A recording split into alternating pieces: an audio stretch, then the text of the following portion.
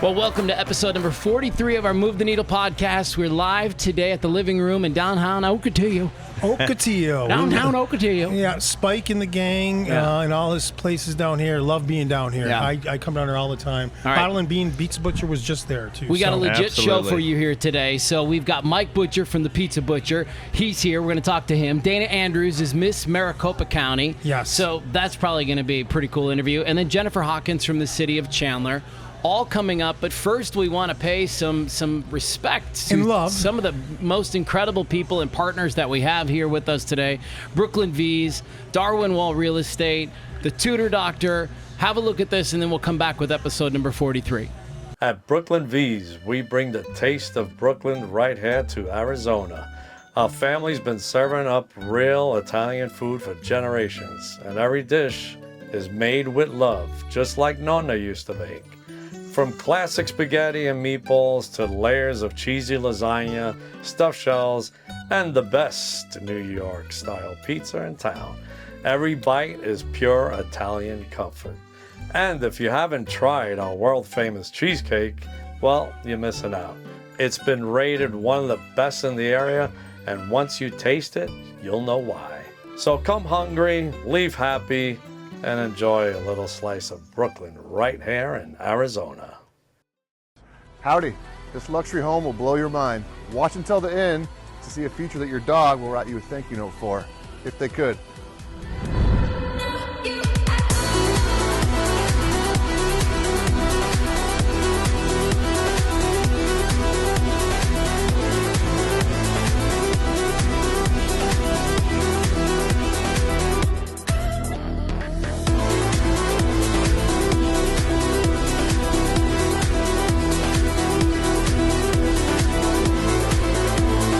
Spoil your pup in style with this custom-made dog wash.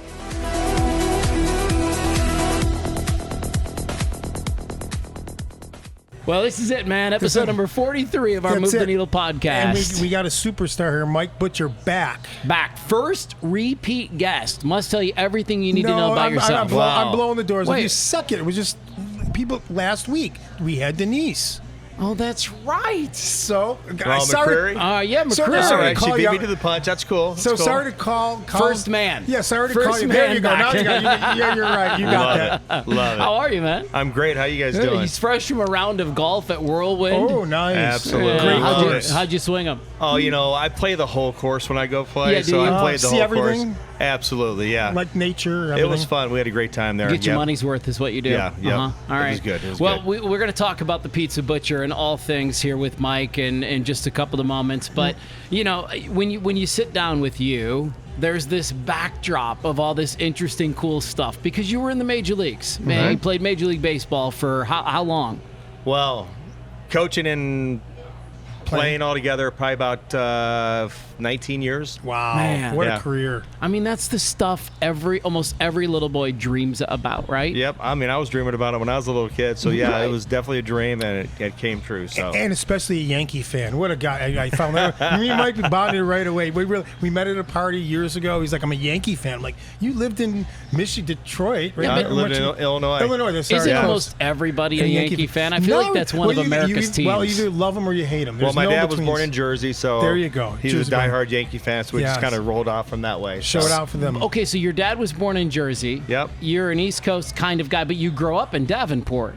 Well, I was born in Davenport, grew Okay. up on the other side of the river. Okay. In a town called East Moline, Illinois. Ooh, Yeah, Quad that's City a hot, area. That's a hot spot right oh, man, there. big time. Lots of good pizza there, by the Lots way. of good. Good pizza, good food, good people. Good, nice. Yeah. Okay. So you get drafted in 1992. That's what I have on my piece of paper. July 6, 1992 for the then California Angels. Well, let's roll it back. Okay, roll it back. So prior to that, I was drafted actually in 1986. Okay. I got drafted twice. They had a January draft. How does that 1986 happen? They stopped doing it. Oh. But it was a January draft, 1986. I was drafted. I was in college as a third baseman. Okay. Got drafted as a pitcher in the second round by the Cincinnati Reds. And I'm like, you got to be kidding me. I got drafted as a pitcher, and I'm like, I'm going back. I'm not going to pitch. So I go back into the June draft, 1986. I get drafted by the Kansas City Royals. Oh, So I played from 86 to '89, and my major league appearance was in 1992 with the then California Angels. Yeah, so they've we were just talking about this on a meeting that we had with the team the other day, because we were talking about you and coming back on, and we had mentioned that you were drafted for the California Angels, and one of the guys behind the scenes, Max, was like, they're not the California Angels. He never heard it. Yeah, you never heard of that. Yeah.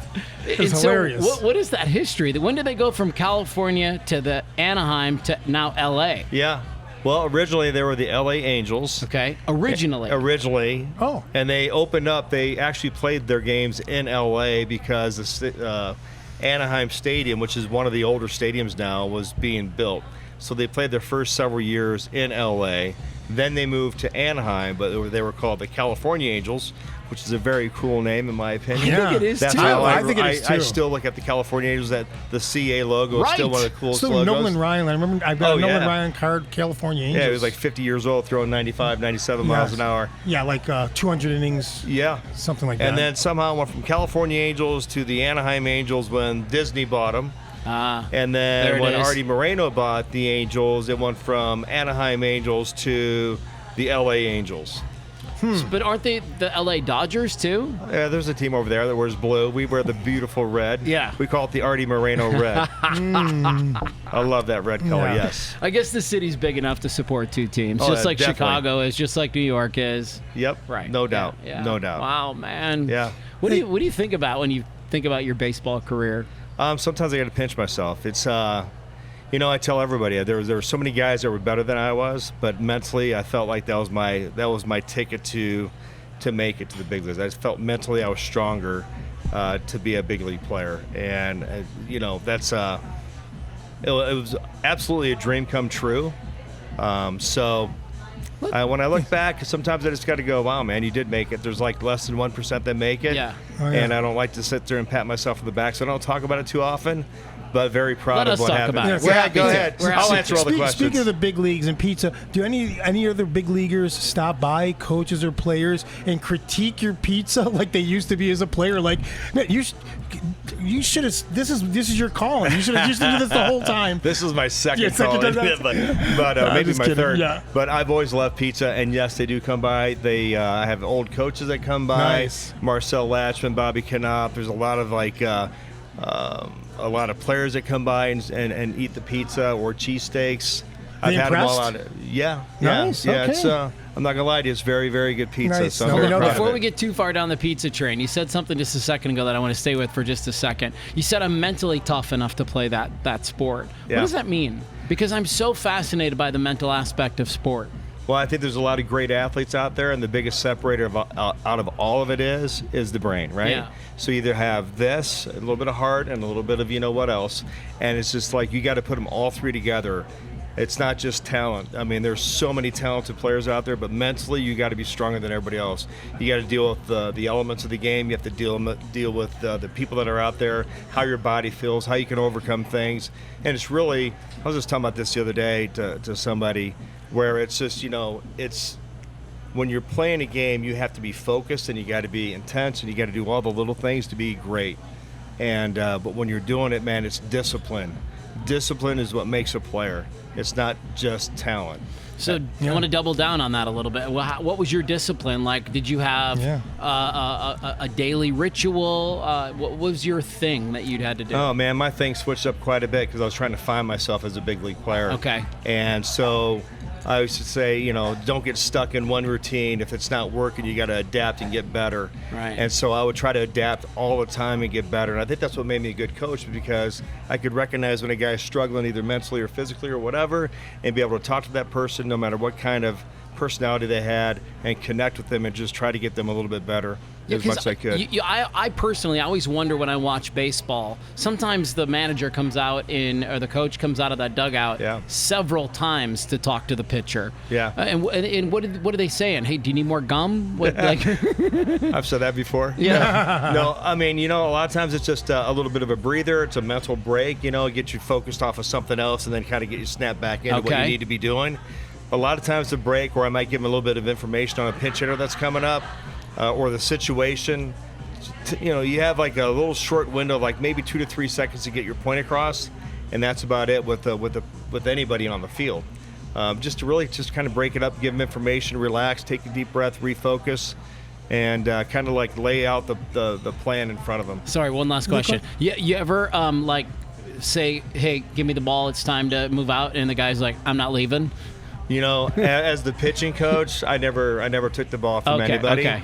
The only time I almost took a ball from somebody was when I knew that there was a possible injury, so I called out the manager, which was Mike Socha at the time, and our trainers. But my job was never to take the ball from the pitcher. That was always the manager's job. Seems like it would be a hard job, man, because like on some levels you're kind of hurting their feelings. It's like pulling a goalie in hockey, right? You're saying, hey, this isn't really working out, or hey, we need some new energy in here. It's always tough. It's tough. It's not an easy one. I mean, a good competitor never wants to come out of the game, truth be told, right? Yeah. But, right.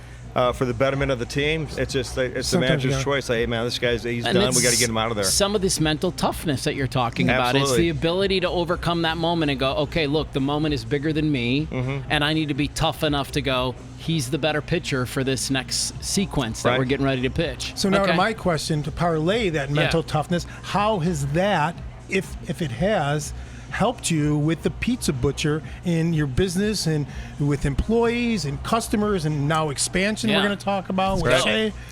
You know, I tell you what, it's routines, right? Okay. Stay focused on what you're doing. A lot of similarities. Try not to get so caught up in the moment when there's a lot of people at the window, they're ordering food, the food's going out, you know, there might be a mess kind of like the fans cheering, can't pay attention, you got to pay attention. Yeah, it can be very distracting because it's something that I never thought I'd be doing, is taking tickets and putting it in this little window and then having that little ticket follow the pizza down the line. Then the pizza goes into the oven. You got to spin it a certain way in a wood-fired oven. There's an absolute system that you need. It's all routines. And so for me, it's just being detailed. If you're detailed, disciplined, and you're prepped, and you're doing all the same routines over and over again, it's fun and it works out very, very well. So he's ready for the pizza butcher.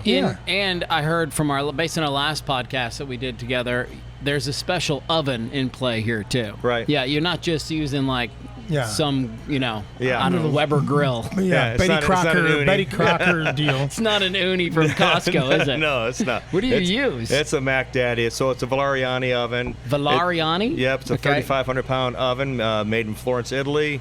It was shipped here. It took, at that time, about 8 weeks to get here.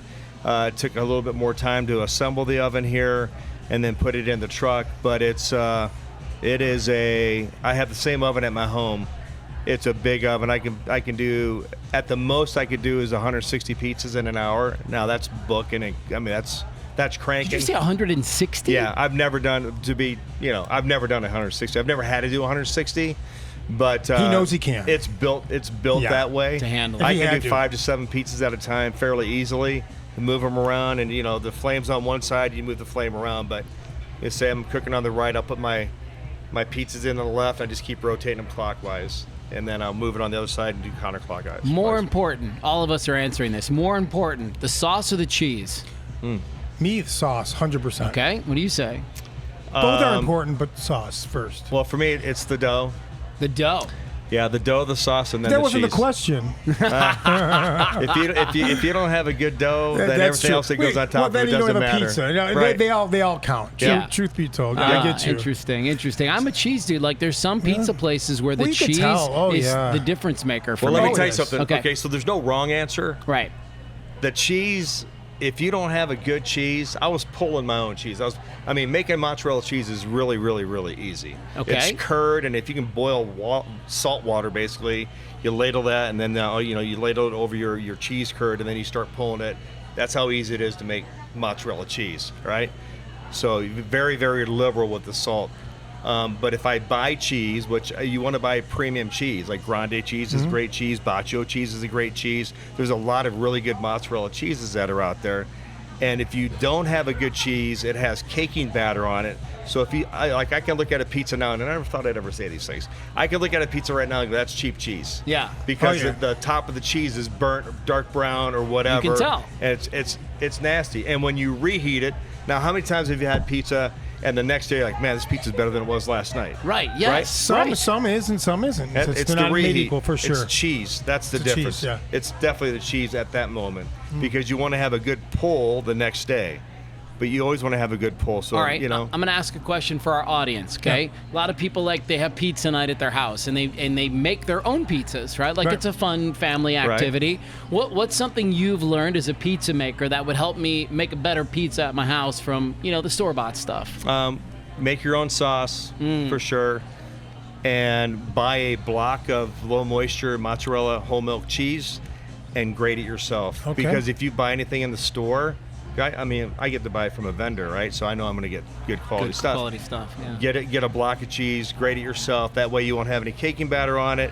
It'll melt really nice. Don't overload your pizza with too much cheese, because that's when you get a soggy pizza. Yeah. So it's too much And sauce or too much just cheese. too much chew, and then it's just it ruins it. It'll just For You sure. need to be flop. in the pizza business, Steve. I mean, you're very passionate about this. Listen, I like eating pizza. You can hear that East Coast out of I Memphis. know, right? No, I'm a pizza connoisseur. What I should be is I should be one of these guys. I should be Pizza Petz going around and taste the pizzas. Pizza Petz? Because honestly. Hey, hold on. I hear an episode Yeah. 1 coming Maybe- soon. Well, I talked to Pizza Max. I Petz. talked to Max. This is good. So here's the deal: is like I have pizza, okay, for my folks out there, 4 times a week sometimes. Yeah.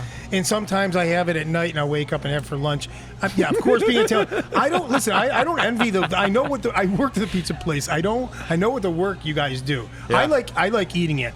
But hey, I said I want to shift. I want to keep blending this sports in the pizza, because it's such a food and pizza, or food and sports just go along so well. Right. Okay, Mike, you played with some of the best pitchers let's go pitchers in Okay. the major leaguers. You're inviting 3 to dinner at your house, and you're cooking a pizza. Ooh. Who are you inviting All over? The right. butchers, all legends. They could be living or dead. You're bringing it back. This is a blast from the past question. Could be Wow. current. Could be. Yeah. past. Bob Gibson, Sandy Koufax, Nolan Ryan. Boom, boom, boom. Okay, Yeah. and you're making a pizza. And what's the first pizza at your house that you're pulling out? They're like, listen, we don't have time. I just want your best, Mike. What do you make them at home? Oh boy. Well, it'd have to be something homemade. Okay. More so than like putting pepperoni. So pepperoni is like the most eaten pizza For around, sure. right? I do my own sausage. I do a sausage pizza, or I do a margarita pizza, which I don't particularly like margarita pizzas that much, but when you make a good pizza, Nolan Ryan from Texas is going to do a margarita pizza. Nolan Ryan's gonna have a lot of meat on his pizza. That's Yeah, what I was going right. to say. You know, You better, meat you better- lovers. You better put. The other day, like last night at Bottle and Bean, I did a Reuben pizza. Oh, nice. I did I've heard about that. The Reuben pizza's a bomb. Yeah. And then I did cheesesteak pizza, which is very good as well. But He has a taco pizza, right? taco pizza, Some whatever invention's we can cool. whatever you can dream up, I can make it. So we got. That's by the way, those are some amazing legends. Who would Yeah. you bring? Who would I bring pitchers wise? Who are my favorite pitchers?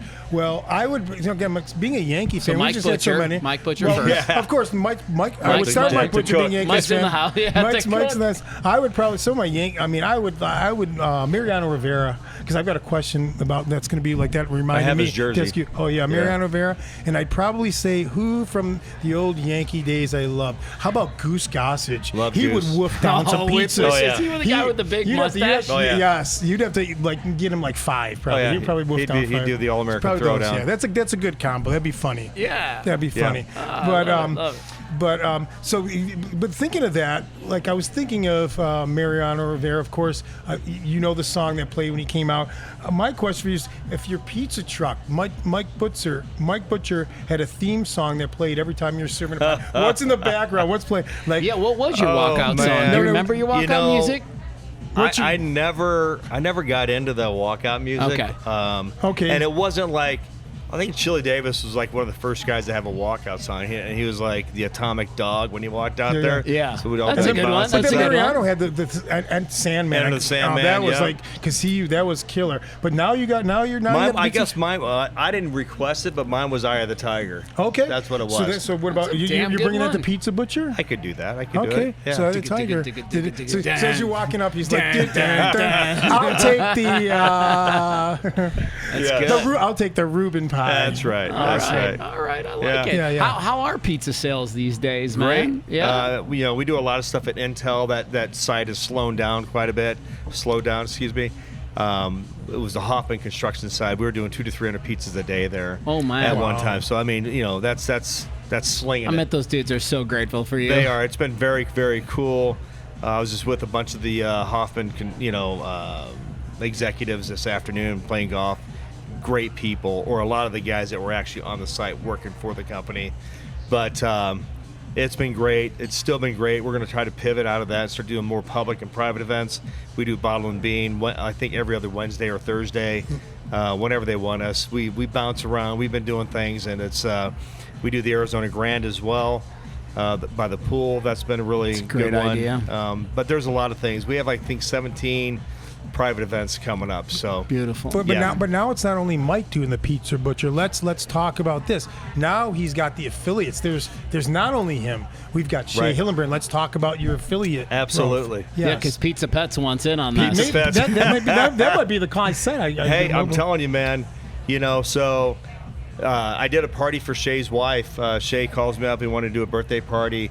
I go up north where he's living, and we roll in there and we make pizzas. They loved it. It was a great party. And he says to me afterwards, he's like, "Hey, Mike, man, I really want to do this." And I was like, "Yeah, okay, whatever." And I just blew it off because I really didn't think he wanted to do it. Well, then he kept calling me, like, a week or two later. He calls me up again, and at that point, I was still doing Intel. We were leaving at 5 o'clock in the morning to go start slinging pizzas. Get the oven, ready, prep it all up and go. And he's like, "I'll be there." I'm like, "What?" He's like, "Yeah, I'll show up." I'm like, "All right, cool." So he worked on my truck for like 3 months. Learned how to do, make pizza, make sauce, make dough, everything. I've seen him. And he does a great job. I mean, it's identical pizzas, So he bought a truck. He runs his truck. He's doing very well with that. He also does burgers off of his truck. Okay. So if we're in the same location, He does burgers. I've got it. Okay. And let me tell you, man, his burgers are fire. I've got something for him. We have a local farm here that gives us their meat. Okay. So it's fresh, I'm gonna no call him. antibiotics, no nothing. We're gonna call him after the show. Okay. Yeah, and anyways, I've been he's dying doing, to share something with somebody, and he's the guy. Yeah. Why? He's the guy. Must be an East Coast It burger. is. I know. What are you hiding over there? You're being all cryptic. It's a secret burger. I'll ask him, but I've been it's- waiting. It's a chopped cheeseburger. That's No, probably what it is. No, I've been waiting to share it with somebody here that can do it, and now you just trust me. Why don't you share it right now? Because Okay. you're being all weird for Is our it audience. a Reuben burger? Now Yeah, your- you can't be- your audience, No. the Can't be audience wants to know what the heck you're talking about. Okay, then he better put it on the menu. Is it a pizza burger? It's a pizza burger. Oh, come on, that's old news. Come on. How come you don't have the pizza burger? I've sold pizza burgers. Why don't you? Well, who's perfecting it around here? I don't know. Anybody is. Nobody's really. buying it, Steve. Yes, they do. Okay, he should be doing pizza, but no. I'm just being honest. So that's one thing. No, it's a specialty that's being overlooked. That we mess around. No. There's a couple places that have really perfected it. Yeah. You got to make it a little different, and people will go Okay, to so a I have a place for question. pizza burgers. Is it a grilled bun? Is it pepperoni that's on top of it? Do you put sauce on top of it as well? Yes, it's made a little bit different, a little bit rawer than a pizza. So everything's a little bit. People want fresher, raw rawer. pizza, I mean, not Petz. raw. That's You what know they what I'm want. trying to say? Like not raw, not as well done. Like the. I don't even understand what you're talking about. What's on the bottom? It's a basic, bun? Yes, it's a Okay, bun. and then in the middle is Burger, a burger with mozzarella cheese, sauce, sauce, Pepperoni, pepperoni, green Pepperoni. peppers, onions. Okay. whatever you want on it. and That's then what it another is. bun on top. That's it, baby. Okay, Pizza Petz. Yeah. All right. And if Pizza you know, and again, like just like everything, everything isn't made equal. You make a killer one of those, and people will order it just like anything All else. right. So we're gonna tell think Shay. about Okay, that. You so can- sorry about folks getting weird. It wasn't that weird, but it's not like that much of a magic. I just felt like people wanted to know what was there it on is. your mind. You're being There's so a- cryptic. Well, you better make it now, because now everyone's gonna be like, "Where are the pizza burgers at?" Now they're gonna be calling me like, "Pizza Petz, you making the pizza burgers?" It's the power of the Pizza Petz. Petz. It's the power of the Petz, yeah, man. that's awesome. All right, well, listen, thank you you. so much for being Thank you. back Thank on you. our show, man. You're such Yeah. a great Thank dude you. to talk to. And I we're gonna be appreciate doing you stuff guys. with them too. We're planning on doing something in conjunction with the Pizza Butcher. And Yeah, I was thinking Bottle and Bean. when the heat kind of comes down a little bit Yeah. here in Arizona in the fall. Yeah. Oh, yeah. So okay, now next we're talking. November, Yeah, we should do an episode it's in the where works. he's there. It's Oh, in it the is. works. All right, beautiful. Spike, Bottle and Bean. We got it in the works. Right on. Is All Pizza Pet's going to be there? That's what I I will want to be know. there 100%. He'll be making pizza I'm gonna burgers. be there at 5 in the morning tomorrow. I don't know. I might have to meet you. I'm like the next All guy. right, we're going to take a quick break. When we come back, we're going to sit down with Dayna Andrews and talk about all things pageantry. We'll see you in a minute. Excited. Yes. Right on. Hi, I'm Kim Selchin, owner of Tutor Doctor of Awatuki, Chandler, and Gilbert. We understand every student is unique, which is why we meet them where they feel most at ease, whether online, at home, or in a public space. Our academic coaching is designed to help even the brightest students overcome organizational challenges, sharpen study skills, and build confidence, empowering them to achieve their best. From kindergarten to adult, we believe every student can be successful. We also have expert SAT and ACT coaches to help teens with college admissions and scholarships. I'm excited to learn how we can partner with your family to help today's learners become tomorrow's successful adults. Well, welcome back to segment number 2 of our Move the Needle podcast. This is episode number 43, Wow. Steve. Pizza Petz. Yes, I think we should just call you Pizza Petz from now You on. can call me that. I like that. It's really got a great ring about I it, have buddy. pizza a lot, and I usually have. Yeah. I'm usually having pizza. All right. Dayna So it's good. Andrews. Yes. She's our next Hello. guest. Look at this. How are you? I'm phenomenal. How are you? Yeah, really good. Taking a Good. break from her studies today. Actually, wait, school's out. It is out. Oh. Yes, I'm so excited. She's a Sun Devil. I am. Yeah, my Studying philosophy. My son's going to the ASU, starts Oh. next year. How exciting. Yeah, and your daughter, is going to ASU. yeah, is going to Wow. ASU as well. So So there's everybody- all kinds of double action yeah, happening for here. sure. Where did you grow up? I grew up predominantly in central Chandler, Okay. but I was born in South Africa. Yeah. So we immigrated here. I was 1 year old, so I really don't know much of back home in South Africa, but immigrated here with my family at the age of 1, and then we moved around a little from different states, Arizona, California, did some traveling in Florida. We ended up here in For great what? state 48. Like your dad was in some, or your mom or somebody was in a Yes. job? So my mom is, when she first became a nurse, she wanted to be a travel nurse. Oh, that's such a cool gig. Her options were the United States and London.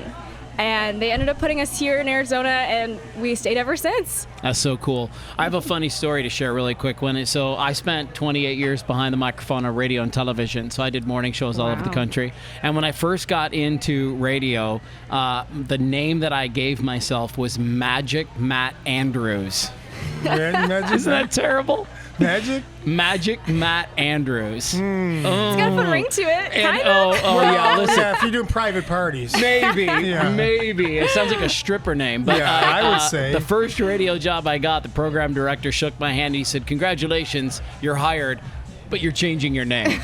And so Mathew Blades it was. Love and that. been Mathew Blades for 30-something years. But all right, let's talk about you. Yes. You are at ASU studying what? Philosophy. I love that about you. Thank you. I really love when young people are interested in big thoughts and the bigger picture and all of that stuff. So we could have a conversation about that all day long. Yes. What drew you to philosophy? It was not an easy decision. Going out of high school, I was pretty set on doing political science and going straight to law. Okay. And then I was doing my research on which majors did the best on the LSAT, and come to find out, it's math majors, music majors, and philosophy majors. Between me and you, I didn't do so hot in math in high school. Me and so you, we're on this, I had to rule terrible that at out. math. we're all on that team. Were I you guess. musical? I am. I play a total of 7 instruments. No way. I've been playing for years. What's your favorite? I'd have to say piano or cello. Okay. Oh my God. Yeah. I think the cello might be the single most beautiful instrument on planet Good Earth. choice. Yeah. I'm Oh, classically yes. trained. I grew up playing the string bass, and my son actually picked up the cello for a couple of years, and it lit my heart up like you can't even believe. Because, like I Aw. said, I just think it's the most beautiful sounding instrument. Mm-hmm. We were at the Grove Easter Sunday, and they brought in a cellist to play, and it added so love that. much texture Oh, to the yeah. music. I thought it was incredible. Okay, Yes. so piano, cello, what else? Violin, Yes. drums. You sing? No. The only thing you don't don't want to sing? hear me sing, I Yeah. promise. I'm not the greatest at This it. is hard because do you know this about music? The in the strings. So the violin and the bass, they share the same 4 strings, and the Okay. cello and the viola share the same 4 strings, Yes. but they're not the same. No. And Viola so is quite difficult Knowing to play. both is Yes. a little bit impressive. Thank you. Well, Yeah. it helps with cello being in the bass clef that you can play piano. Sure. And then I started with violin and piano, so then I had treble clef. So it really was a good blend, a Okay. good mesh for me. And then after high school and I went on to college, I picked up drums, I picked up bass guitar, I switched over to electric for a little bit. Ukulele was just a fun little thing to throw in there. We Nice. have some bongos. I didn't realize how fun bongos could be. Oh, I should have bought the bongos with you. That would have been It interesting. sounds like we have a band here. Yeah. Do we? So where does this love of music come from? Good question. My dad not very musically inclined. He's a little tone deaf. Sorry, Dad. My mom's side of the family, they grew up in church in gospel and choir. So my mom grew up with her sisters playing organ. We also recently have an organ. That I'm still trying to get better at. And they've been singing and playing instruments ever since, and we just picked it up. So it's in the How blog. cool Yes. is that? It's Do in you the play blog. music? Do you play music? Do you play an instrument? I don't. I try doing the drums. Though we have in my mom's side of the family multiple professional musicians. One, my great uncle was known as Mr. Clarinet in Buffalo. Like we played with those jazz musicians. Like he was the clarinet player of the city. Shout out to him. Like that's what people knew him as. But you never played anything. I just didn't. I didn't have the patience. I tried the drums. It takes so much patience. I wanted to learn. I mean, it's so much. You know that. So no. The answer is none. Jen, who's our creative director, she's a professional musician as well. You'll hear her watching the shows. She just played. She has taught me. My goal is to be in my choir. So I never learned how to sing. So that's where that piece is. So that's why I asked you that. So I thought I was tone deaf and all that stuff. But Jen has taught me to sing to the point where I'm actually entering the choir and I'm not all that stuff. So it's super exciting for me. But no instruments. But I could do some vocals. What do you wish you could play? Definitely background vocals. What do you wish you could drums. play? I tried to The do drums. the drums. hard. I bought a drum set. I had it. I mean, I spent a bunch of money. It takes a long time to get good. I wish I knew how to play the piano. Ooh. I think that's a one of good the. instrument It's to a learn. really good instrument, and it's so Fundamental. versatile, and you Yeah. can do all of the things with it. You're not the only royalty in your family. No. You're not the first one to get crowned, as Not it at were. I all. mean, we haven't really established this up front, but she's Miss Maricopa County right now. Yes. and that's her- why she's here, folks. And her sister was crowned once upon a time too. Talk a little bit about Yes. My sister joined her first pageant, I want to say 3 years ago. What's your Okay. sister's name? Elena Andrews. Okay. And then we switched into the Amazing Miss Arizona program. And she did her first pageant in this program and was crowned Miss Scottsdale's teen. Whoa. So that was really cool for me to see. And then I later joined in as Miss Maricopa County. that. That's awesome. Now, are you and your sister close? We are, You yes. are. Yeah. Yes. What's the age difference? 3.5 years. Okay, Yes. so it's big enough. So she's a little bit older, out of school now. She's younger than me. Oh, she's she's the in other high way school. around. Yeah, so we Okay. had 1 year of high school together, and I'm graduating early from college, so we'll have 1 semester of college together. What? And so we'll see if we'll travel together and hang out a little on campus. What do you hope to do with this philosophy degree? I would love to continue my studies and go for a PhD, but I'm also studying for my LSAT, just in case I change my mind. At least I've taken the test. Quick, do the PhD. Shout out to my son who just received a scholarship to the University of Delaware to study for his PhD. So he'll be moving there this summer. He just is finishing his graduate degree at Oregon State and wants to do the same thing. He wants to teach. He wants to be a professor. And that's what I was going to ask you, Mathew, when you were looking up on Dayna. You know, she's also into the mental space. She's gotten into this. I didn't know that. She's made it a mission, I've read, to inspire confidence in others. She's actually formed an initiative, Inner Voice, Outer Impact. Correct. Talk to me let's about talk. that. Yeah, see, look, I know Well, Matthew's now gonna be I'm all over. leaning in. And Matthew's like, talk to me. We got him in. See, I got him. Go ahead. So I did speech and debate in high school, but I was never outspoken in middle school, and my freshman year of high school was kind of scary for me. And I always felt my heart beating when there would be debates in history classes or English classes and Socratic seminars, and I wanted to say something, but I felt like I didn't have the confidence or I didn't know what to say. Then I joined speech and debate, and that was not easy. Performing in front of people, figuring out what to say on the spot, lots of public speaking, sometimes a little bit of public humiliation, but it definitely helped me. So I decided to create Inner Voice, Outer Impact, where I do one-on-one private speech and debate trainings. And even for vocabulary, the greatest fear is public speaking for a lot of people. Scarier than a whole bunch of other things like spiders. Yeah. So What really, are the number one things, I guess? Well, I that's think what I it's- always tell people. yeah. I'm a public speaker, and that's the easiest part for me. right? But it's the Crazy. hardest part for most everybody Like else, right? Certainly. everybody else. Like, give me a mic, put me on the stage, let 500 people be looking Is right that at funny, me. that question? I am home. Right, Yeah. exactly. I am home. Right, and that's how people want to feel, and it's really just getting them to that level. And what I realize is that people do have a voice, they just don't know how to make it heard. Okay, so let's dive into this a little bit. So you're coaching somebody, and they're a little timid. How are you helping them come out of that shell? How are you helping them step into confidence? I actually do have a girl right now that we've been coaching, and very shy, very put to herself, but she has the most amazing, spectacular ideas, and getting it on paper was where we first started. Like, hey, what do you want to say? And then we went around a group and we all read it and how we would say it, and then we finally get to her and she'll say it. And it's just really helping peers. It's a great strategy. Yeah. Getting your ideas on paper first and then seeing what it could sound like helps them to envision what it could be. And I like that. I found that to be a very helpful strategy. Yeah. What do you love to debate? I love policy debate. It's a 2-hour debate. It's very intensive, mainly focusing on foreign affairs and how it ties into domestic affairs. But I am actually going to be sent off to Des Moines in Iowa to judge. Hotbed of America. Yes, to judge public forum at nationals this year. So I'm really Wow. excited for that. That sounds exciting. Oh man, this Thank is you. incredible. All right, let me keep kind of plugging in on this. So you're working with people. Ultimately, it's about confidence, right? I mean, Yes. that's really what it is. This finding your voice, like you were talking about, like I want to be a singer. Ultimately, it's like you need to be confident, Steve. Well, I don't know if I want to be a singer. I want to sing in the chorus, which is I can do that.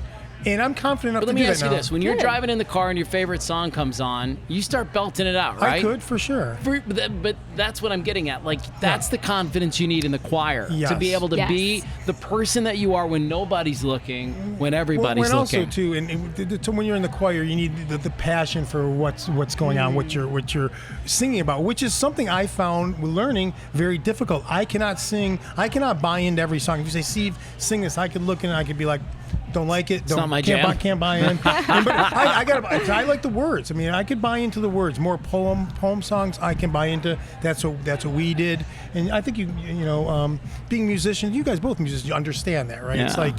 I don't know. I learned to play a lot of things that I didn't necessarily care about. You know, Okay. I think you That's fair. You must ultimately. have, so you have the patience I didn't have. Yeah. That's super patient. Learning instrument is a super patient. So again, like I was an athlete, and then again, like when you do things natural, like again, like for me, throw me on the field, I was playing, I was this sport, that sport. You didn't have much work. You put me on the drum set, it was like sweating bullets, It's a whole body workout. It is a full body workout. So anyways, it's again, like whenever your jam is whatever you feel comfortable doing, that's in life. That's where we're all trying to find like what we like to do. We like to do different things. So Well, and you seem to it's- have found it. Like you've Yes. seen, and at a young age too. Which Thank is like you, yes. exceptional, right? I mean, listen, I'm not too different from you. I knew at 19 years old what I was going to do with the rest of my life. Wow. And then did that for 28 years. So I know what it's like to like find that thing and be so passionate about it, and then want to step into Right. it and just perfect the craft over and over and over again. College life. Yes. What's the experience at ASU been like? It's been really fun. Yeah. I'm at 2 different campuses. My minor is at Polytech, and then my major is at Tempe. Okay. So I do get that big school college feeling, and that like Going back away. at high school or like maybe community college feeling too. I really like the closeness. Like I don't always feel like I'm just one in a 300-room classroom, because I still get those classes where it's 1 in 20. Okay. So are you a Sun Devil? Oh, through and through. Through and through. Through and through. Okay. Yes. Now, have you been to the football games? Ooh, no. Hockey Isn't that games? crazy? No. not a sports fan. Baseball? Not a single sport. Not a single sport. Actually, my first and last ever football game that I went to was the ASU turnover game, which I went to California to see USC play ASU. I think my freshman year of college. Okay. And that was my only one. Maybe you're more into like the theater or the performance arts. Yes, Okay. Gamage. I'm always Gamage. in that area. Find me 100%. there. Lion King, Hamilton, you name it. I've probably seen it. I still have to see Hamilton. That's one I haven't seen yet, but I It's have to see it. phenomenal. I have a question regarding everything you're putting together. You being a role model, Dayna. Obviously, you're developing all these different skills, and some are natural, some are not. Can you share with the audience maybe one of your quirky skills that you have that you've been able to, people have like that you've been able to convert? So people are out there like, I can do this, but I I don't know got if you a this- water, by the way. Thank you. Yeah, you're I welcome. don't know, you get what I'm saying. Like, what's one of your quirky skills you've been able to convert that's been able to help you out? In speech and debate, there's a lot of different events. Some of them include acting, which is what I've recently started coaching. and accents is what I've been picking up. Okay. I spent a lot of time over summer trying to learn that. So when the girls are performing or the boys are performing and they come across a character and we need to differentiate the two, it's like, okay, can you do this accent? What does it sound like? And then I have to do it. Do it well. Let's do it. Do you have you a South can't put me- African Yes, accent? I don't. going Isn't back that sad? It's all right. I don't have a South African accent, but I have a lot of silly, What's like, one of your favorite ones? Come on, throw one out there for us. You can't. Back to it, Matthew. Matthew, put me on the spot. You can't talk about it, and not do it. Let's Yeah, hear you one. can't talk about it. Yeah, not let's do it. Come you on. gotta, you gotta do I it. can't do Do a it. funny one. Do a funny one. Maybe she likes to talk like an Italian. How about Donald Duck? I don't know. Oh, I can't do Donald No, Duck, okay. no. But I'm I just could do kidding. like really silly, childish ones. Do you get British? Okay, let's do one. Let's. Oh, I'm still working on my British one, but It's a tough pretty one, good. right? It's a tough one to get. Lots of dialects. You've got Essex. You've got silly child. silly, silly, childish. So a common trope is like the elementary school kid who just loves academics and he's like kind of nerdy. So we'll do that voice a lot. What does that sound like? I don't know if I can pull it out Do here it. today, guys. Do it for the audience. Come on, the audience wants to hear you. Putting me on the spot. It's what you're about. It is. You live on but the spot. It's private one-on-one coaching, Okay. right? Yes, that's it. That's You don't it. feel you don't feel comfortable to do it. Steve can't catch a hint sometimes. We'll back embarrassing off the sometimes. question. We'll back off. We'll I'm back sorry. off. Listen, that's okay. I want to talk about the pageantry. Yes. I have Yes. come to learn and respect the pageantry more than ever. I think, like a lot of people, we looked at it growing up and we were like, whatever.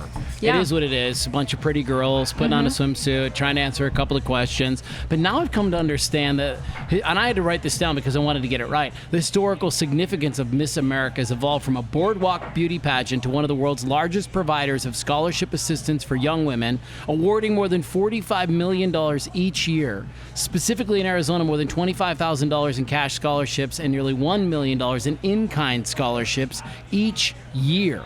So this isn't just a beauty pageant. This is a way to further your education, to build your confidence, to build your skills, to build your network, isn't it?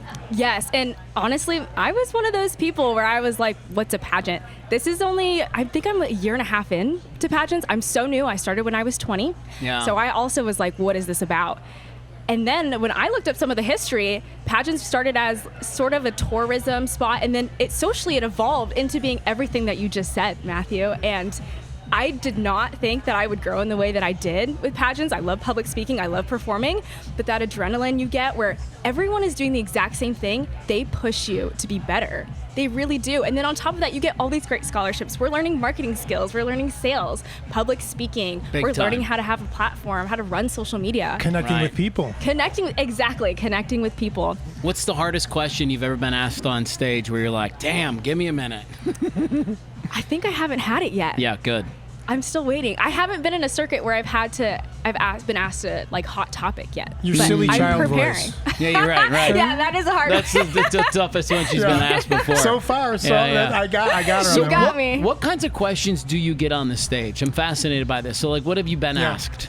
I've been asked what is a hard challenge that I've had to overcome. Okay, so what is a hard challenge you've had to overcome? I said that it was really intimidating going straight from high school, and I had no idea what I wanted to major in. And there's really no one else that can figure that out except you, because if you're unhappy with your choice, you have to deal with your own consequence. Of course, I had great supportive parents and great advisors. I switched my major, I think, almost 7 times until I landed on philosophy. Way more than many, but I also switched it so many times that I don't think my ASU was loading fast enough to catch up. So I had some time to think, and then I finally landed on philosophy. And I did waste a semester or 2 figuring it out, but those credits transferred over. But that's not a waste. If you wouldn't have done it, you wouldn't have known. Exactly. It's all building your story. Yes. Exactly. Yeah. That it really helped to figure out who I want to be and the person that I want to be accepted with. Yeah, Dayna and most philosophy. people have no clue what they want to do at 20, 22, maybe even 24 years old, right? Like I know about, I'm a rarity. Like to know at 19 exactly what you're going to do with the rest of your life, it's rare. Yeah. Most people are just figuring out how to do a keg stand at this point. What has been the best part of being at a big school like ASU? The people. Yeah. But there is so many opportunities. That's what I would think. So many things to do. There's a place for genuinely everybody. You'll never feel like you're lost. Okay. Ever. Yeah. So you graduate next year? December next semester. And then so what? excited. Back to school, I hope. I'm so excited. Yes, go back to the PhD. Yes. I do that. At Yes. ASU, or will you pick a different school? I think I'm going to stick with ASU. Yeah, okay. Yeah. And stick with the pageantry. Yes. Yes. Oh, yes, definitely. You see yourself in that role for a little while. Oh, I would give myself a good 5 or 6 years until I call it quits. Who's the? I don't know if this is a thing in your world. Like, we just have Mike Butcher on the baseball pitcher, and we could sit here and debate who is the best pitcher ever, right? For sure. Who is the best Miss America ever? Do you guys talk about that? Is there like We a Hall of do. Fame? Who are they? The current Miss USA is Alma Cooper, and one, she is absolutely beautiful, but she is always doing something. Running, advocating, speaking, donating, volunteering. Like, you look at her page and there's not a day where she's not fulfilling her community and herself, and that's inspiring. That's good. That's what you're looking for too. Yes, maybe. if I could replicate her, I'm gonna try it as much as I When? can. Ooh, When you replicate her. That's Yes. better. When? Yeah, for sure. All right. Yeah. You need money, and you got Well, any wrap I up want- questions for? for the audience, I guess more because like for the sporting, it's a kind of the same type of question what you brought in the sports. Before a big game or the night before, you get prepped, Mike, and you get hyped up. My question for the audience: do you go through that same type of thing before your pageants? Do you fire yourself talk? Do you look in the mirror and you're like, yeah, Dayna, what does it you're look the like? best. Well, you You're gotta- the most beautiful. You got this, You gotta girl. go with the questions. They gotta Yes. like the questions, right? Getting Lots of different questions. Was that getting hyped up? Look like My first pageant ever, and still to this day, that night before you go on stage in thousands of people or hundreds of people, your heart is beating so fast and you're not even at the venue yet. You're thinking about all the other girls. What are the outfits? Who are my judges? How many people are there? What if I fall? What if I say the wrong words? That's scary. And you'll see a lot of girls backstage. We all hold hands together. Some of them, I remember praying with the girls backstage that we're competing believe against. And stuff like that is what makes it feel so much better before you walk right out. Yeah, cool. Well, listen, congratulations Yeah. on Thank you. everything. You're such a beacon of light. I'm sure Thank that's you. going to Thank very you. well move spoken. forward. Another Yeah. again, we've had obviously somebody on that's competed as well. So you're the second. Yeah. Another very well spoken. Well, that's not the only gag, beautiful, right? well spoken, beautiful, perfect. There's nobody in this Yeah. role that isn't well spoken, I that know. doesn't know It's how to amazing. like I get love off the that. cuff and I love you know, that about yeah. that. Thank yeah. you. Yeah, it's good Really training. sharp. I appreciate Congratulations. So that. Miss Maricopa County AZ is your handle on Instagram. Correct, At least yes. that's what I found. And she's a speech and debate coach. And if you want to work with her one-on-one, you can DM her coach, and she can get you back some information. So, what are you doing this summer? This summer, pageant prep all the way. Okay. Awesome. All right. We're going to take a quick break, and when we come back, we're going to sit down with somebody from the city of Chandler. See you in just a minute. Hi there, my name is Mathew Blades. And I'm Steve Petz, and together we host the YouTube and podcast series Move the Needle. And we're reaching out to you because we're looking for incredible guests in our community who are doing just that, moving the needle. So who are you thinking? Restaurant owners, business owners, Yes. Educators, coaches. Professional baseball, football, basketball, whatever, former athletes, nonprofit leaders, speakers, authors. If you're moving the needle in our community, we'd love to feature you on our podcast. Really, if you're a person of impact, positive impact, trying to transform You don't want people's anybody lives- with negative impact? No negative Okay, impact. that No seems fair. negativity. That's the only criteria. How about that? All right, if you're interested in being a guest on our Move the Needle YouTube and podcast series, hit the link below, and we look forward to hearing from you. Thank you. Well, welcome back. This is segment number 3 of our episode number 43. It's Move the Needle. We're live at the living room in downtown Yes. Ocotillo. Thank you so much to Spike and the Yes. crew for having us down here tonight. Always. So a former guest of the Move the Needle podcast said this of our next guest. Said, I fully endorse her as Chandler's next council member. Her positive attitude and fresh approach to our city's issues will be a huge asset for our entire community. Who said it?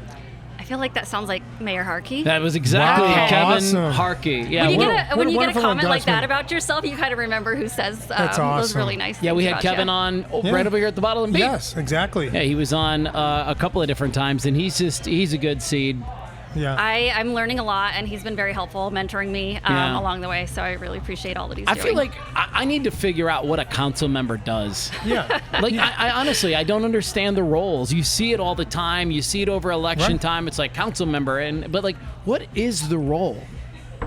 So for the most part, it really boils down to we set the policy. We Okay. kind of give the vision for the city and give that direction to our staff that then takes that and runs with it and puts things into action and then funnels that downward. If that's Okay. And we control the money. We have the budget made and I feel like I forgot to say this is Jennifer Hawkins. Yes. So I need to Yeah, make. you did. Yeah. They all know who she is. We have a Anyways, lower third. We're in Oh, so do. We're in I don't know about Chandler. that. Yeah. It already said on the screen who I it know. is, but I didn't make that Yes. introduction. Okay, so you're setting policy. So this is a full-time position? well, it's turning out to be that way. It's definitely solicited as a part-time position, but to be effective, you want to do everything you can and be a part of as much as you can. So, I would say it's very much changed into a full-time role. Is lately. it a political role? Yes and no. Okay. So you have to run an election. However, city council specifically is nonpartisan, so it has Just nothing your to name? do Just with basically left or your name? right. Yes. Nice. Huh. Yeah.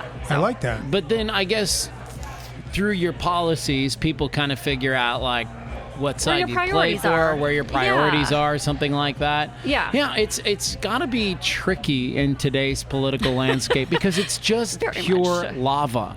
And Yeah. it's almost, well, to me, it's a complete turnoff, right? The political Quite a bit of landscape it. is a complete turnoff to me, and it has been for so long that I wonder. I don't even know what the fix is. You might know. You're a council member. You're swimming in the sea. Like, what is the fix to settle this thing down a little bit? I mean, I think the first part is don't engage further in Yes. that, right? Which is kind of where Don't pour I gas tried on the to fire. stay in my lane. Yeah, I didn't set fires to anything, so that was kind of, I would say, one of the main points that I worked with.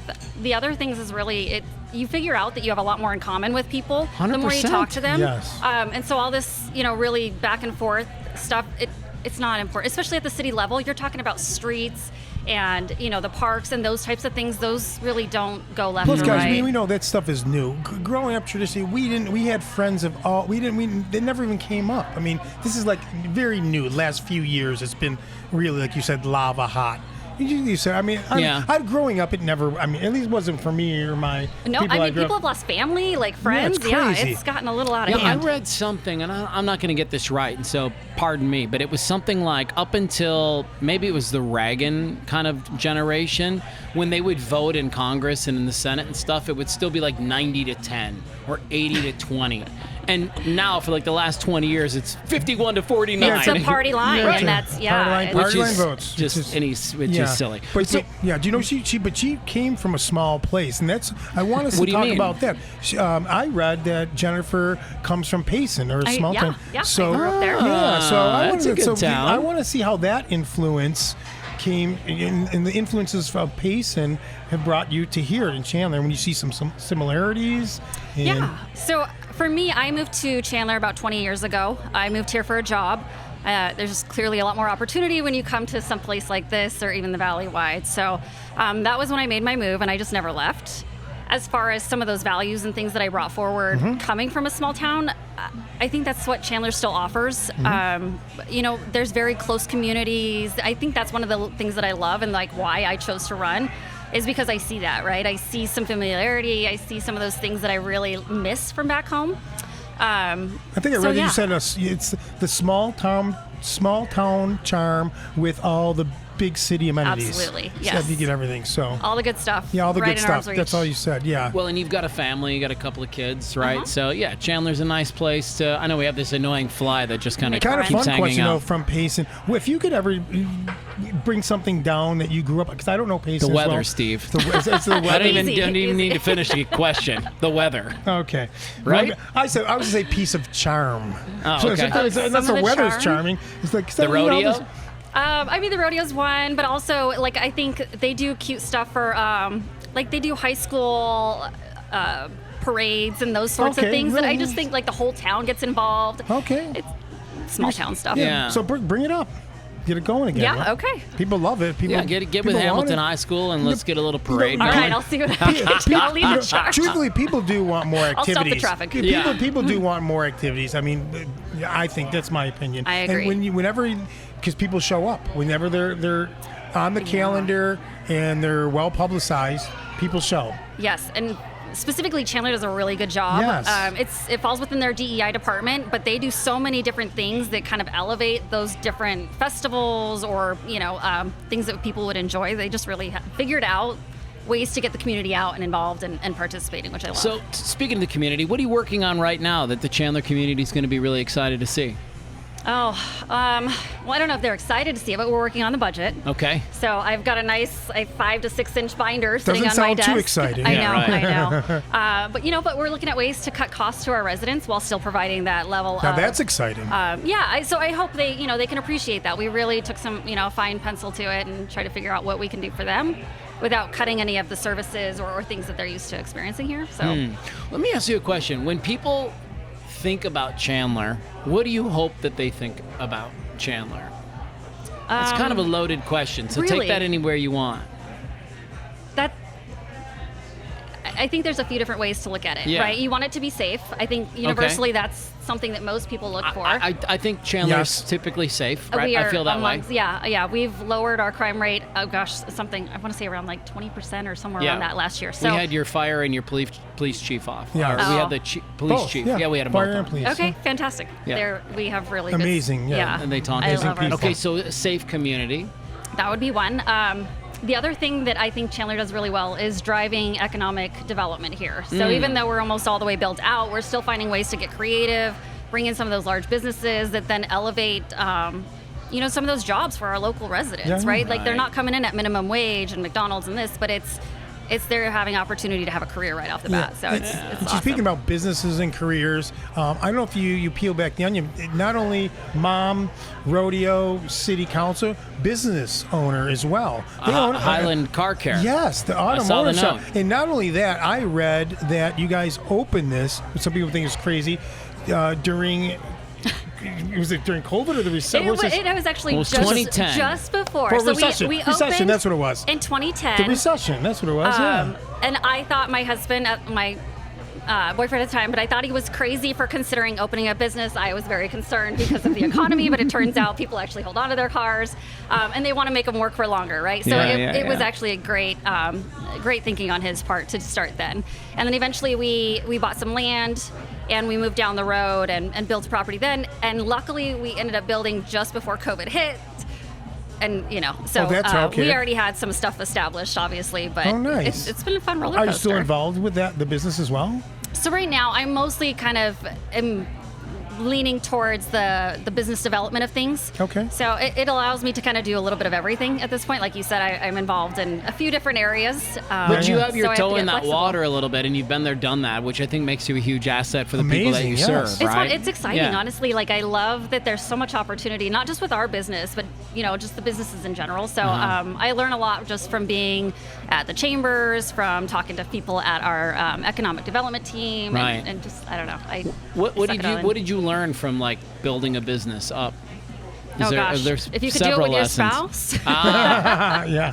You guys that still says a together, lot. We right? are, yeah, yes. yeah. Which that's an accomplishment. it is.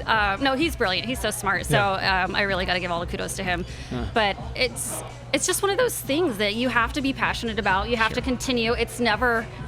You peel back the layer, the curtain, and people don't see the struggles, the nights, the weekends that you put into it. Oh, yeah. They just see the success, right? So We've and talked that's about a this common. on many shows. You have the successful CEOs. Everyone sees when you've made it. They don't see the back room. They do not see that, and especially in that business. I'm sure it's like all businesses. There's that ramp up. But I know you mentioned that word passion. I had also read. For fun for the audience, maybe you could share. You and your husband, you guys love to travel. You do a lot of traveling. And I even found out her favorite place. I know her Florence, Italy, right? That's my favorite I place. love There you go. it. You Is guys it? got the- Oh my okay. God. I would go back there anytime. I could live in Florence, But I read Italy. Jennifer. They're travelers. They travel the world, Canada, Yeah. Mexico. They got some other places. Can you share with the audience about that? Where did this passion come from?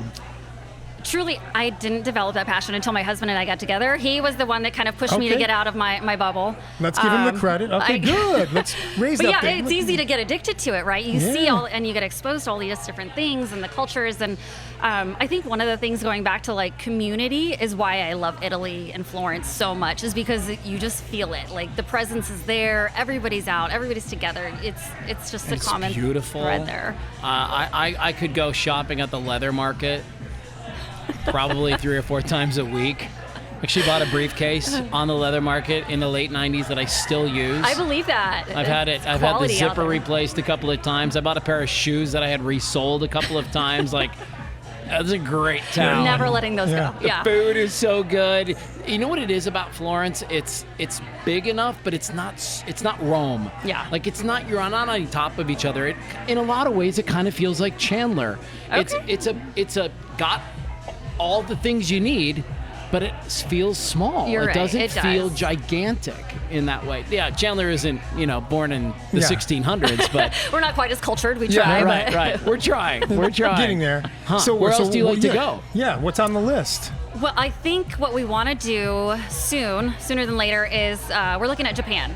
I want to go to Japan all the way. Did you watch White Orchid or the TV show? I haven't seen it yet. I keep hearing good things about it. But it's in Thailand, this new episode, and they talk about how you base most of the people. I looked this up online because I was like, I got to go to Thailand, and a lot of people go Japan and then Thailand. So what? Okay. Why Japan? Really, it's his bucket list. Okay. I could actually keep going back to Italy over and over. But yeah, I think I could get on board with that. I hear how It looks pretty incredible. it is. The people are I so hear are nice. amazing. Yes, Yeah. So I'm looking forward to that. All right. And what Yes. about you? What do you have a favorite location? I do. So I have not. I'm not. even Downtown though Ocotillo. Yes. I was just there as yesterday. I've done no travel in Europe, even though I'm European. But I've traveled the States, Mexico, South America, Canada. I just, honestly, I'm one of those people. I just love everywhere. I think everywhere, if you stay long enough, has its own charm. Absolutely. Even the smallest little dinkiest towns. I've been in Connecticut. You stop there, and Those it's are like, usually the best, Yeah, right? those are Like the those best small towns. ones. Yeah. So, anyways, that's so I don't. I do have on my bucket list. My thing actually, it's more on my bucket list. It's going to be done. Let me guess. Australia. No, it's New actually Zealand. they're all going to be on the list. But I'm Budapest. actually part of my retirement is going to be I'm going to take a whole year, and I have a whole bunch of places that I'm going to go to during that year. So that's What's on the list? so everywhere. Australia. Well, actually, I will say I this. guessed Australia. I have my yes. Then you shut me down. No, I said yes. That's on the list too. But here's how I want this list. Listen. So Go back and rewind the tape. He did not say yes. I didn't say no. Here's how I want to do that travel. I want to go wherever I want that year, whenever I want. I'm saving the money I have in an account, and so I just want. If I want to go to Florence, I'll go to Florence. I'll stay there. If it's going well, I'll stay. If it's not going well, I want to go here, and that's going. I just do that, like on the fly type of thing. But I have a gypsy travel. little gypsy travel. But I have a lot of less. Oh yeah, it's going to be expensive. I budgeted what's going to cost about per week, per month, per year, and so I got it. So it's going to be about 10 years. Can we write this into the budget? The line item specifically? This is expensive. Yeah, exactly. Wow. Yeah. Yeah, that's never going to happen. not gonna work. That's you. No, but a fun story actually is we have a neighbor who had a boat over, he purchased it in Spain and kept it over in the Mediterranean for about 5-ish years. So we were able to go and join him every summer and go bounce around Italy, Spain, nice. Greece. So we really soaked that in. It was great. Ooh, wow. Okay. I saw online your priorities are business friendly, budget and smart spending, safe communities. It sounds like you should be in Chandler. I feel like those are pretty common sense ones. They all really kind of go back to that whole live, and provide like a good life for everyone. And that seems to just be like the trio of things that kind of funnel into a good. Are you looking to march up the tree a little bit in the political scheme, or is Wisconsin never good enough? I don't have any ambitions to move up. I can't say I don't know what the future holds, but at this current time, no, I don't. Enjoying what you got now, right? Yeah, I'm so new in my position with Chandler. In just a few months at the time of this recording. Yeah, so I was elected back in July, but officially sworn in January, so I've just been learning, soaking it all up. It's like drinking from a fire hose. So what do you do most days? Like today, what did you do today? For the job, for the profession? Sure. So lots of meetings usually is what it is. Yeah, we're at the City Hall, so downtown Chandler. Just meeting with city managers and other staff. We have usually downloads of things that we're going to be addressing at the meetings coming up. So next week we have our city council meetings. We have some executive sessions to go over. We have a general plan that is coming up. So Right now we have subcommittees going over all of that stuff, which is, I'm sure, very exciting for you guys. But essentially it's a 10-year plan required by the state that we have to do. And that really provides the direction of where Chandler is going to move forward on like their land uses and all these other things of how we want to continue to grow. So things like that help kind of facilitate some of those conversations. So by the time we get together for our sessions next week, we kind of have all of that stuff dialed in. And So lots of meetings. there's Yes. that. You can imagine that, though. Lots of You conversations. figure it out. Yeah, but you're also like out in the community talking to people too. Yes, yeah, I try. So I would say anytime I get a chance, I try to get in front of people, really, because I'm still new. People don't know me. They don't know my name yet. Even though I was able to secure a spot, like I'm still someone that the community is getting familiar with. So I really want to be approachable. I want people to be able to come to me if there's a good thing, a bad thing, a concern, whatever it is, to feel like they have a place to come and voice that. After seeing this on the Movie yes. podcast, you'll know that that's a bit. And I've got a fun question for you, Jen. This might be able to get your constituents to know you even more. Okay, you've run an auto repair shop amazingly, raising a family, switching careers, now serving this city council. If your life were a car, what make and model would it be? Find these questions. I'm not knocking on them. They're good, but you dream them up. Yes, pretty much. So- What make and model? Because she's an opposite of it. What make and model would your car be? Like currently? No, she's in your life. If I was a vehicle, Yes. In your life, yeah, because she's doing all these things. She's got, I love it. Because my head's going through a lot. I've already got one that I think she would look great in. But let's see what you think. It's not what you would look good in. It's like, Well, what would what's her DNA? well, and look good in her DNA.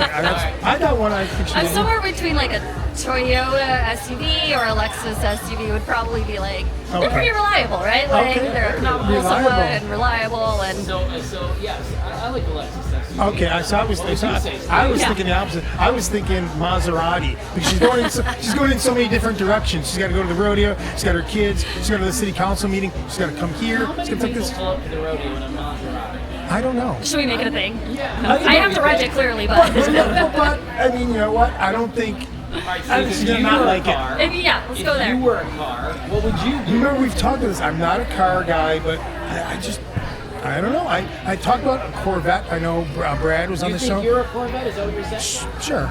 Like fast, sleek, Yeah. low to the ground, big engine. I see it. Thank you. Okay, fair enough. Let's go with it. Yeah. Okay. Okay. Thank you. So, what do you got planned this weekend? Let's just drill down to like, who is Jen, the mom? What are you guys up to? Costco weekend? I have to fit things in like normal household duties. Yeah, right. But yeah, also in addition to normal stuff, my kid, she just finished her volleyball season, so we at least get some of our weekends back. However, now I have a ribbon cutting. There's a expansion over at the Tumbleweed Park, so I'll be there Saturday morning if anybody is. Exciting. Yep.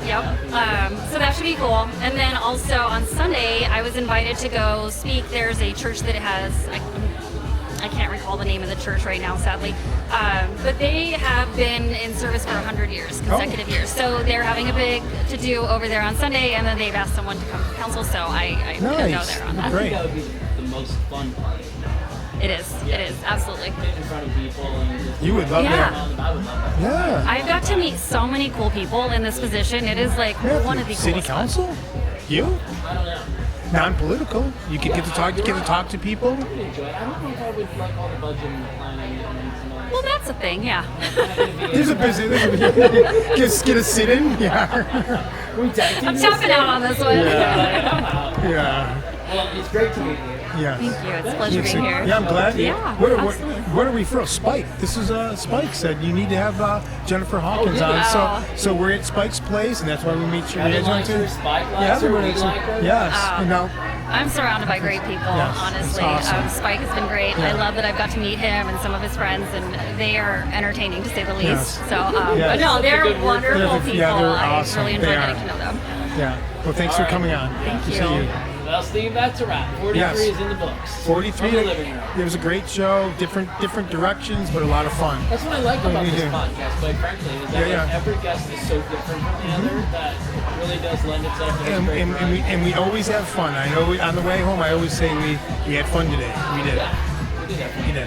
Well, everyone, thanks for latching you. on to us. Many thanks to the Tutor Doctor, to Brooklyn V's, to Darwin Wall Real Estate, to Spike and his entire crew down here at Downtown Untitled. We'll see you for episode number 44. Coming up soon. Thank you.